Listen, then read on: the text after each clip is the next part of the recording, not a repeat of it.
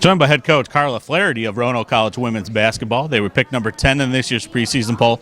Coach, not new to D3 basketball, but it's your second season at Roanoke now. After last year stepping in and setting a new culture for the club, what is new for this year in your second season? Well, the thing is, for this year, the team understands my expectations, so that's been fun to have the upperclassmen take the lead.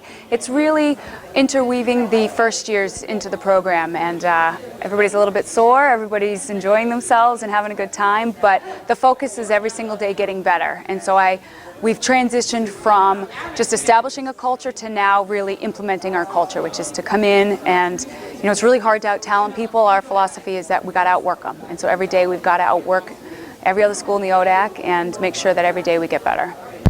It's great to have returning players coming back, especially when you're trying to establish a new program, and you've got several good ones, including a second-team all-conference player in Carrie Beam, who averaged over 17 points a game last year.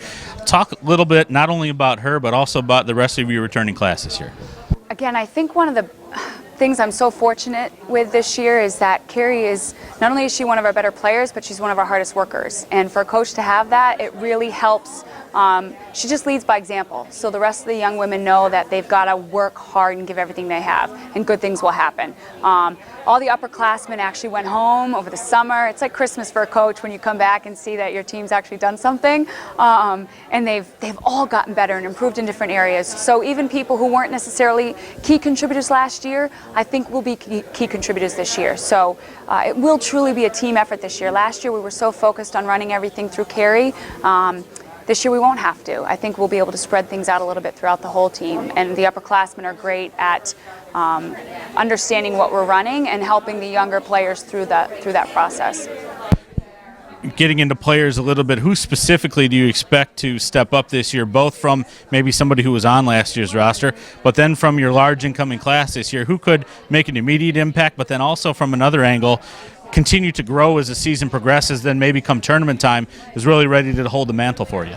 Yeah, I think this first year recruiting class, we really filled a void.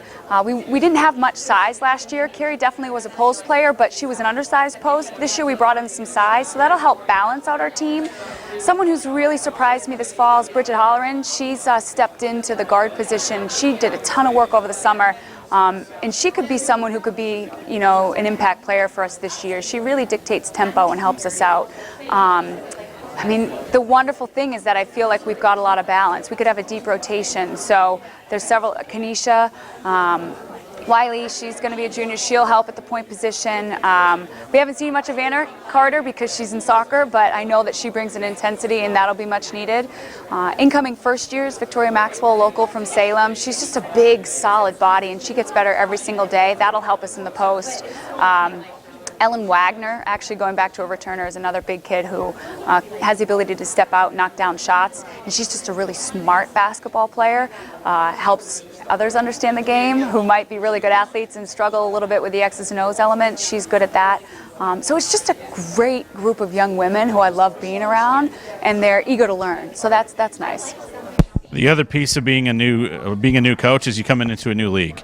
And last year was your first experience, obviously, in the ODAC. This year, you get to see what has probably been deemed one of the more wide-open seasons that we've had in the ODAC. We've got 4 teams getting first-place votes in the preseason poll. We've got a team that improved by 10 wins last year, another one by 7 wins, 12 all-conference players back. What is your perspective on the league this year? I just think it speaks volumes to the league as a whole, and I love being a part of the ODAC. I love the game of basketball because on any given night, anybody can go out and win. If you play the best on that particular night, you're going to win. And so I do think it's wide open. And I think that last year we lost so many games by 5 points. So while our record might not have indicated that we were one of the better teams, I feel strongly that we can compete and have people now who want the ball at the end of the game.